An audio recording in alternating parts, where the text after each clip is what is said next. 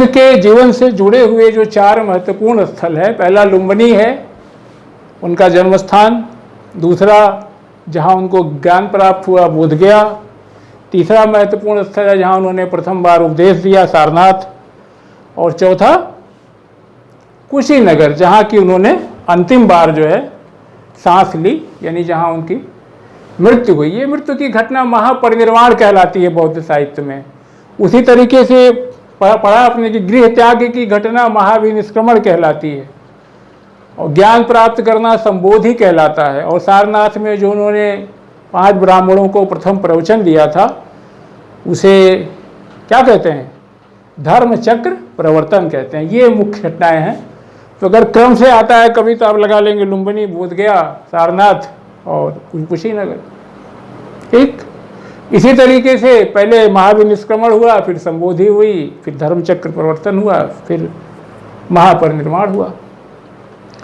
ये घटनाओं की बात हो गई। एक बात और कि भगवान बुद्ध ने अपना अंतिम उपदेश जो है परिव्राजक, क्या नाम था उनका? सुभद्र को दिया था। परिव्राजक का अर्थ होता है परित्यागी और भ्रमण करने वाला, भ्रमणकारी। तो ये महत्वपूर्ण बात है। अंतिम उपदेश उन्होंने जो है मृत्यु के पहले बताया कि वहाँ चुंद नामक, पीछे चर्चा हो चुकी है, लोहार के यहाँ जो उन्होंने कोई विषाक्त पदार्थ ग्रहण कर लिया था। कुछ लोगों के हिसाब से कोई जहरीला मशरूम था या सूअर का मांस था, तो उसको खाने के बाद उनके पेट में जो है अतिसार कहिए, डायरिया कहिए, उसी की वजह से उनका देहांत हो गया था।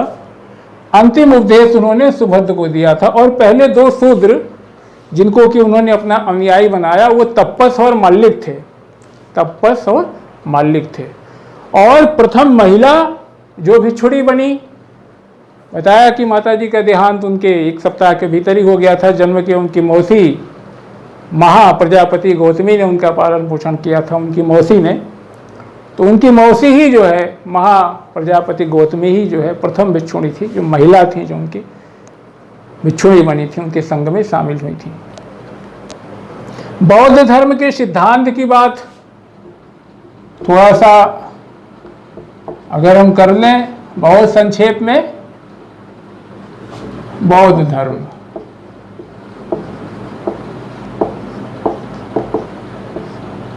तो भगवान बुद्ध की सबसे बड़ी विशेषता ये थी कि वो उन्होंने अपने युग की समस्याओं को समझा। महापुरुष ऐसे ही तो होते हैं, युग की समस्याओं को समझते हैं। और वो एक व्यवहारिक समाज सुधारक थे। उनके समय में इस बात कहीं से अगर आप अपने आप को कोई तत्ववेत्ता बता रहे हैं तो पहले प्रश्न यही होता था कि भाई बताओ आत्मा परमात्मा के बारे में चर्चा करो। यानी चर्चा का केंद्र बिंदु उस समय आत्मा और परमात्मा हुआ करता था।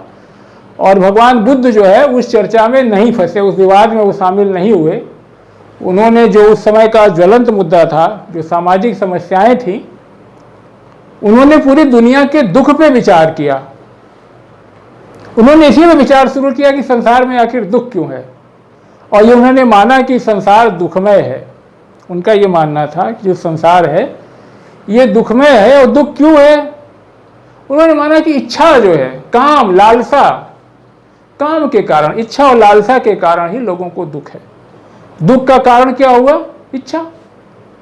तो अगर इच्छाओं को समाप्त कर दिया जाए, इच्छाओं पर विजय प्राप्त कर ली जाए, तो उनका मानना था कि निर्वाण प्राप्त किया जा सकता है। निर्वाण स्वर्ग की अवस्था नहीं है ये, बल्कि आवागमन, जन्म और मृत्यु के पूरे चक्र से ही मुक्ति है। तो उनका मानना था कि अगर आप इच्छाओं पर विजय पा लें तो आप निर्वाण प्राप्त कर सकते हैं। और संसार जो दुखमय है ये उन्होंने माना, लेकिन ऐसा नहीं। उन्होंने दुख को निदान का कारण भी बताया व्यवहारिक रूप से।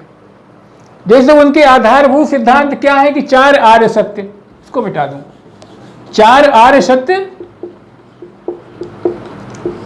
अष्टांगिक मार्ग और 10 शील। ठीक, 4 आर्य सत्य, अष्टांगिक मार्ग और 10 शील, इसकी चर्चा की उन्होंने। तो आधारभूत सिद्धांत उनका ये था कि 4 आर्य सत्य क्या? पहला कहते हैं दुख है, बता ही दिया कि संसार दुखमय है। दुख समुदाय मतलब दुख का कारण इच्छा है, लालसा है। दुख का निरोध कैसे होगा? ये दुख निरोध यानी दुख है, दुख समुदाय, दुख निरोध गामिनी प्रतिपदा, 4 उन्होंने आर्य सत्य बताए। पहला दुख है मतलब संसार दुखमय है। दूसरा दुख समुदाय का अर्थ ये है कि दुख का कारण इच्छा या लालसा है। दुख निरोध का कारण है कि दुख को समाप्त किया जा सकता है, इसका निरोध किया जा सकता है। और चौथा है दुख निरोध गामिनी प्रतिपदा, यानी कहने का मतलब है कि दुख समाप्त करने का उपाय उन्होंने बताया कि ये अष्टांगिक मार्ग को अपना के दुख समाप्त किया जा सकता है। और वो अष्टांगिक मार्ग इस प्रकार से है। अष्टांगिक मार्ग, उस पर चर्चा कर लें। पहला है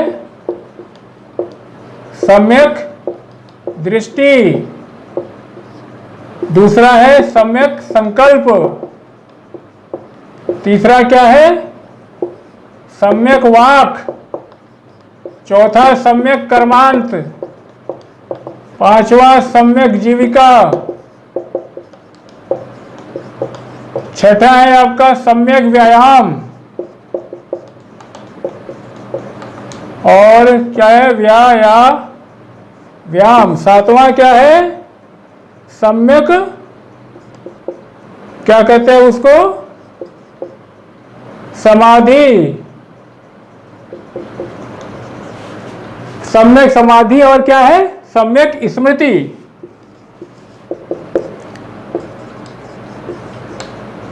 सम्यक समाधि, या इसको ऊपर कर दे सम्यक स्मृति और सम्यक समाधि।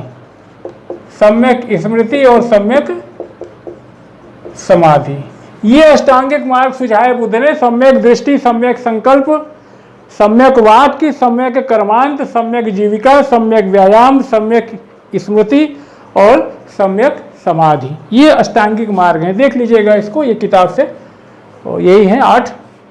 सम्यक दृष्टि का मतलब है कि वस्तुओं को भली भांति अच्छी तरीके से उसके वास्तविकता के साथ देखना। सम्यक दृष्टि मतलब ठीक ठीक दृष्टि रखिए, किसी भी वस्तु को उसके वास्तविकता के साथ देखना, जो वास्तविक रूप है। संकल्प का मतलब है संकल्प करना, भौतिक सुखों के प्रति जो आकर्षण है उसका परित्याग करना। सम्यक वाक का मतलब सत्य बोलना, सदा सत्य बोलिए। वाक्य सम्यक कर्मांत का मतलब है कि सदैव सत्कर्म करना। सम्यक जीविका का मतलब है कि जीविकोपार्जन, सदाचार पूर्वक अर्जन करना। व्यायाम, ये थोड़ा सा, व्यायाम का मतलब यहाँ ये है कि नैतिक, आध्यात्मिक और मानसिक रूप से उन्नति हेतु निरंतर प्रयास करना। और सम्यक स्मृति का मतलब है कि मिथ्या धारणा जो दिमाग में है उसको परित्याग करना और अच्छी चीज़ों को स्मृति, दिमाग में जो आपके मिथ्या धारणाएं हैं उसको समाप्त करना और अच्छी चीज़ों को सोचना।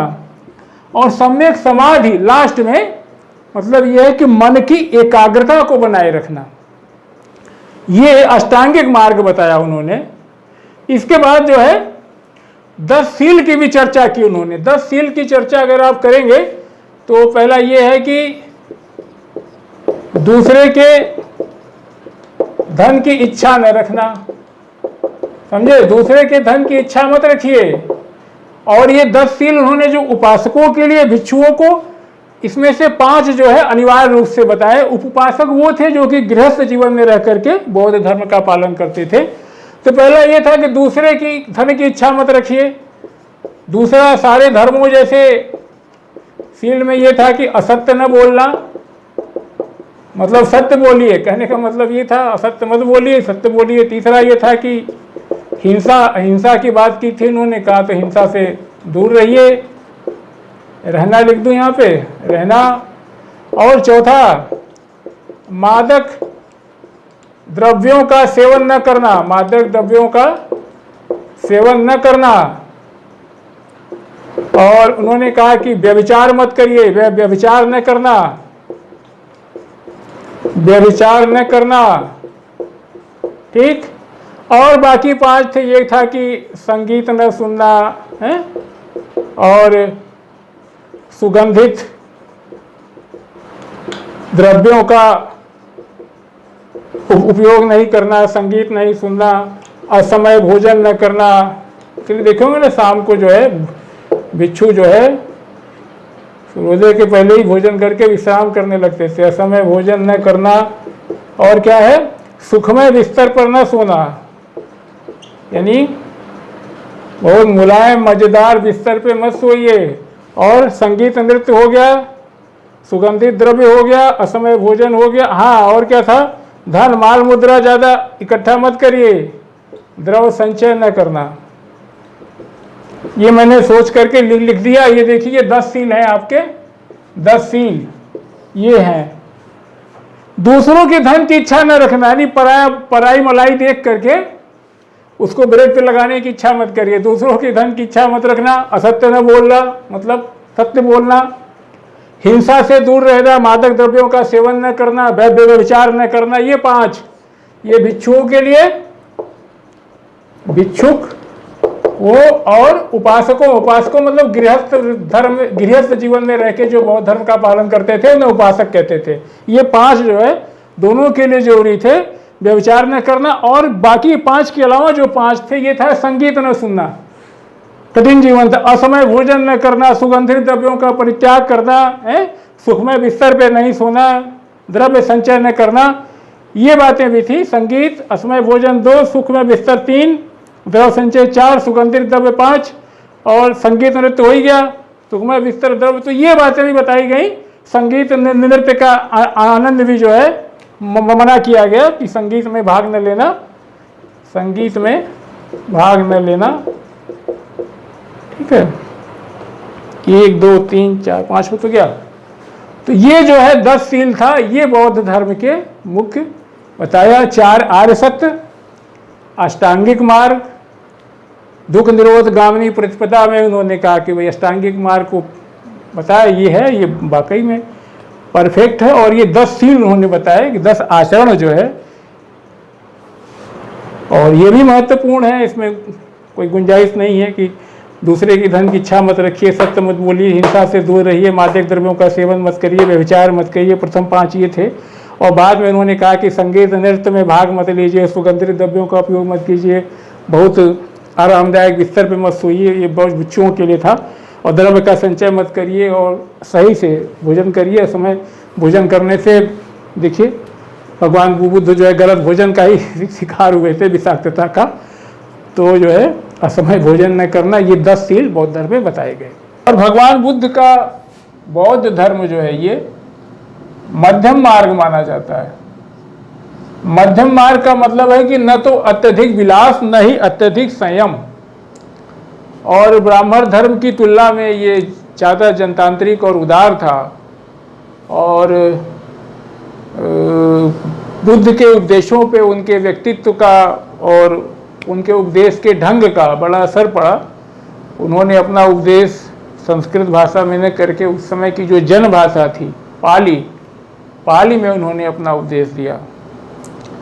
और एक बात और ध्यान रखिएगा कि जो 10 सील की बात अभी हम किए थे पीछे, उस 10 सील में से जो पंचशील सिद्धांत थे बौद्ध के, वो इसके पहले भी जो है छांदोग्य उपनिषद में इनका वर्णन मिलता है, जो पंचशील सिद्धांत थे। ये बात हो गई। और बौद्ध संगीतियों के बारे में थोड़ा सा हम पढ़ लें। बुद्ध के दिए गए जो शिक्षाएं थी, जो उपदेश थे, उनको संग्रहित करने के लिए बौद्ध क्या कहते हैं आपकी संगीतियां आयोजित की गई। ये महत्वपूर्ण है बहुत। और पहली जो बौद्ध संगीत थी संगीतियों में, वो राजगृह में हुई थी। ये बुद्ध के मृत्यु के तत्काल बाद 483 में मरे थे ना, तो ये 483 ईसा पूर्व बीसी में पहली बार राजगृह में हुई। और उस समय राजा कौन से, अजातशत्रु थे, और अध्यक्ष इसके महाकश्यप थे। तो ये याद रखिएगा, ये बहुत आता है कि प्रथम बौद्ध संगीत आयोजित हुई थी, तो कहाँ आयोजित हुई थी? राजगृह में आयोजित हुई थी। उस समय के शासक अजातशत्रु थे और उसके अध्यक्ष कौन थे? महाकश्यप थे। ठीक। और दूसरी कहाँ आयोजित हुई थी? दूसरी इसके 100 साल बाद 383 बीसी में ये आयोजित हुई थी वैशाली में। उस समय कालाशोक थे शासक, और ये सब्बकामी थे। सब्बकामी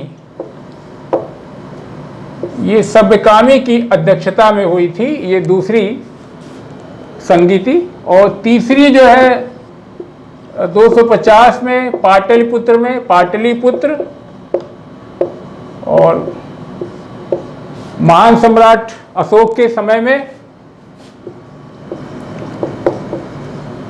और उसके अध्यक्ष कौन थे, ये बहुत आता है, मुगली, क्या नाम उनका, मुगली पुत्र तिस। तो मुगली पुत्र तिस इसके अध्यक्ष हुए। और चौथी क्या थी, चौथी जो प्रथम सती ईसा पूर्व में हुई थी, प्रथम सती ईसवी कहिए, प्रथम सती ईसवी, ये कुंडलग्राम में हुई थी। कुंडलग्राम, कनिष्क शासक थे उस समय। और पता है आपको कि वसुमित्र इसके अध्यक्ष थे। कौन थे, वसुमित्र इसके अध्यक्ष थे। ये वसुमित्र, ये आपका इस समय अध्यक्ष कौन थे, मुगली पुत्र तिस थे। और ये सब्यकामी थे। और ये महाकश्यप, ये अध्यक्ष की बात हो गई, इनकी अध्यक्षता में हुई थी। ये 4 अध्यक्ष साहब हो गए। और जगह का नाम, पहली राजगृह में हुई थी, दूसरी वैशाली में हुई थी, तीसरी पाटलिपुत्र में हुई थी, चौथी कुंडलग्राम में हुई थी। राजा का जहाँ तक उस समय शासक कौन थे, तो अजातशत्रु के समय में, कालाशोक के समय में, और अशोक के समय में, और अंतिम कनिष्क के समय में। इसी में आपको मालूम है कि ये महायान और हीनयान, बौद्ध धर्म 2 संप्रदायों में बट गया था। ये चौथे में महायान और हीनयान में। अभी हम थोड़ा सा इसको देख लें, फिर हम थोड़ा सा पढ़ लेंगे महायान और हीनयान में अंतर क्या है, संक्षेप में जान लेंगे। और जहाँ तक बौद्ध साहित्य की बात है, तो बौद्ध साहित्य को त्रिपिटक कहते हैं। ये पिटक मतलब पिटारा है, पिटारे में रखे जाते थे ये, इस वजह से इनका नाम पड़ गया त्रिपिटक, त्रिपिटक। और सुत्त, सुत्त का मतलब शिक्षाओं से है। जैसे पहला है सुत्त पिटक, आप जानते होंगे। दूसरा विनय पिटक, तीसरा क्या है, अभिधम्म पिटक। ये याद कर लीजिए, ये बड़े महत्व का है। अभिधम्म पिटक, पिटक पिटारा। सुत्त पिटक में क्या है, ये बुद्ध के उपदेशों का संग्रह है। बुद्ध के उपदेशों और संवादों, उपदेशों और संवादों का संग्रह है। आपको मालूम होगा कि बुद्ध के जीवन काल में उनकी कोई भी बात संग्रहित नहीं की गई थी। सब कुछ जो है, जितना भी संभाषण है उनका, सारा जो है 483 मृत्यु के बाद का है। तो बौद्ध साहित्य में त्रिपिटक महत्वपूर्ण है। त्रिपिटक में सुत्त पिटक, विनय पिटक, अभिधम्म पिटक। सुत्त पिटक को आप जान लें कि ये बिगेस्ट है, कभी आता है सबसे बड़ा है, और विनय पिटक सबसे छोटा है, स्मॉलेस्ट है। सुत्त पिटक में बुद्ध के उपदेशों और संवादों का है। इसमें विनय पिटक में बौद्ध धर्म के आचार विचार, बौद्ध धर्म के आचार विचार, जगह कम है इसलिए इसको लिख दे रहा हूं, और नियम और निषेध हैं, नियम और निषेध हैं। और जो है अभिधम्म पिटक में आपको जो है बुद्ध के आध्यात्मिक, बुद्ध के आध्यात्मिक व दार्शनिक, बुद्ध के आध्यात्मिक और दार्शनिक बातों का संकलन है या संग्रह है। ये महत्वपूर्ण बात हो गई। ये संगीतियों की बात हो गई, बौद्ध संगीत की। और ये बौद्ध साहित्य की बात हो गई, त्रिपिटक की। 3 पिटक हैं, सुत्त पिटक बुद्ध के उपदेशों और संवादों का संग्रह है, विनय पिटक बौद्ध धर्म के जो है आचार विचार, आदि करके लिख दिया, आप समझ लेंगे, इसको जगह नहीं था, आचार विचार। और ये जो है नियम और निषेध, और साफ लिख दूं, नियम व निषेध का वर्णन है। और अभिधम्म पिटक की जहाँ तक बात है, तीसरा अभिधम्म पिटक, इसमें बुद्ध के जो आध्यात्मिक और दार्शनिक विचार हैं उनका संकलन है। तो ये 3 पिटकों की बात हो गई। कभी आता है 3 पिटकों में सबसे बड़ा कौन है, तो सबसे बड़ा सुत्त पिटक है, याद रखिए। सबसे छोटा विनय पिटक है, ये भी बिगेस्ट वन है। ये संगीतियों की बात हो गई। और याद रखिए कि बुद्ध के संघ की बात जहाँ तक है, संघ में भगवान बुद्ध ने सभी को, सभी जातियों को और सभी लिंगों को प्रवेश दिया। बाद में स्त्रियों को भी प्रवेश दे दिया, जैसा बताया कि उनकी मौसी जो है महाप्रजापति गौतमी पहली भिक्षुणी बनी। और संघ में प्रवेश के लिए अब ये था कि भाई कोई आ गया, बच्चा न बूढ़ा बीमार ऐसा नहीं है। उन्होंने बताया संघ में प्रवेश के लिए 15 वर्ष की आयु आवश्यक थी, 15 वर्ष के बाद ही आ सकते थे, और माता पिता की अनुमति आवश्यक थी। घर से भाग करके आप संघ में नहीं शामिल हो सकते थे। बौद्ध धर्म में संघ में आने के लिए मिनिमम एज 15 वर्ष और माता पिता की अनुमति आवश्यक थी।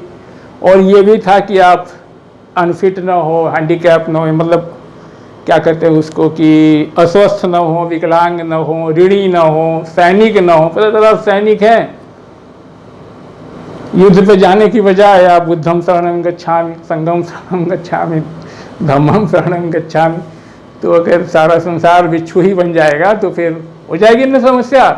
इसी नाते संघ की सभा में जो प्रस्ताव होता था उसको नति कहते थे, और जो है संघ में प्रविष्ट होने को क्या उपसंपदा कहते थे। प्रस्ताव का पाठ जो होता था वो अनुसावन कहलाता था। और गृहस्थ जीवन का त्याग क्या कहलाता था? प्रवज्जा। आप जानते हैं ये प्रवज्जा कहीं आवा, गृहस्थ जीवन का त्याग। और प्रवज्जा ग्रहण करने वाले को क्या कहते थे? समरेण किसे कहते? श्रमणेण, समरेण कहते थे प्रवज्जा ग्रहण करने वाले को। जो प्रवज्जा ग्रहण कर लेता था, प्रवज्जा मतलब गृह त्याग करना, उसे हम श्रमणेर कहते थे। श्रमणेरों के लिए आवश्यक था कि वो 20 वर्ष की होना उनके लिए आवश्यक था, और उन्हें 10 शिक्षाओं का पालन करना पड़ता था, ये आवश्यक था। और बौद्ध धर्म के अनुयायी 2 तरह के आप जानते हैं कि बौद्ध भिक्षु भिक्षुणियां और क्या कहते हैं उसको उपासक और उपासिकाएं। जो गृहस्थ जीवन में रह के बुद्ध धर्म को मानते थे उन्हें उपासक कहते थे, महिला उपासकों को उपासिकाएं कहते थे। बौद्ध धर्म के 3 मुख्य तत्व हैं, बुद्ध, धम्म और संघ। और बौद्ध भिक्षु इसलिए उच्चारण करते थे बुद्धम शरणं गच्छामि, धम्मम शरणं गच्छामि, ये 3 अंग हैं बुद्ध के। और बुद्ध धर्म को सबसे लोकप्रिय बनाया सम्राट अशोक ने। भगवान बुद्ध के निर्वाण के 200 साल बाद अशोक ने जब बौद्ध धर्म अपनाया तो ये एक युग प्रवर्तक घटना है। और उसी समय अशोक ने तमाम धर्मदूत भेजे पश्चिमी एशिया में और आपके मध्य एशिया में, श्रीलंका में, और उन्होंने जो है बौद्ध धर्म का प्रचार किया। और अब देख लें थोड़ा सा हीनयान महायान के बारे में। बौद्ध धर्म आगे चल के 2 भागों में विभाजित हो गया, महायान और हीनयान। हीनयान वाले जो है बुद्ध को महापुरुष मानते हैं, जबकि महायान वाले बुद्ध को देवता मानते हैं। पहला अंतर तो यही है। महायान में ये था कि पर सेवा, पर उपकार पे और मानव जाति के समस्त कल्याण पे ज़्यादा जोर दिया गया। इनका उद्देश्य पूरे मानव जाति का कल्याण था। बौद्ध धर्म जो था वो मानवतावादी था, कल्याण, संपूर्ण मानवता का कल्याण चाहते थे, और वो पर सेवा, पर उपकार से जुड़ा हुआ था। और हीनयान आगे चल करके व्यक्तिवादी हो गया। सब लोग ये हीनयानी ये मानने लगे कि सबको अपने अपने तरीके से, अपने प्रयत्नों से मोक्ष प्राप्त करना चाहिए। और महायानियों की जैसी मान्यता थी कि वो भगवान बुद्ध के कृपा के बिना किसी को मोक्ष या निर्वाण नहीं प्राप्त हो सकता, इसलिए वो बुद्ध की मूर्ति पूजा करते थे कि भगवान ही जो है हमको उन्हीं के मतलब आशीर्वाद से, उन्हीं की कृपा से मोक्ष प्राप्त होगा। लेकिन हीनयानी इस बात को नहीं मानते। हीनयानी मूर्ति पूजा को खारिज करते हैं और भक्ति में विश्वास नहीं रखते। महायान में आपने देखा कि भिक्षु भिक्षुणियाँ भी हुआ करती थी, उपासक उपासिकाओं भी हुआ करती थी। थोड़ा सरल था महायान सरल था और सिद्धांत इसके सरल थे। और भिक्षुकों के साथ साथ, भिक्षुकाओं के साथ साथ उपासक जो गृहस्थ जीवन में रख के बौद्ध धर्म मानते थे, उपासक और उपासिकाएं भी दोनों साथ साथ जो है दोनों का महत्व था। लेकिन आगे चल के आपके हीनयान में जो है वो साधना पद्धति बड़ी कठोर हो गई और भिक्षु जीवन का पालन करना अनिवार्य हो गया। उपासकों का महत्व जो महायान में था वो नहीं रहा। और ये क्या कहते हैं कि इसकी आदर्श स्थिति जो है महायान की ये थी कि बोधिसत्व को प्राप्त करना, ये आदर्श स्थिति थी। लेकिन हीनयान की आदर्श स्थिति अरहत पद प्राप्त करना था।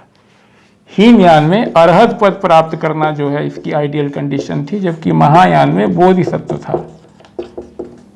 और भाषा की बात अगर देखी जाए तो महायान में संस्कृत थी और हीनयान में ये पूरी तरीके से पाली थी। तो ये कुछ संक्षेप में अंतर हैं।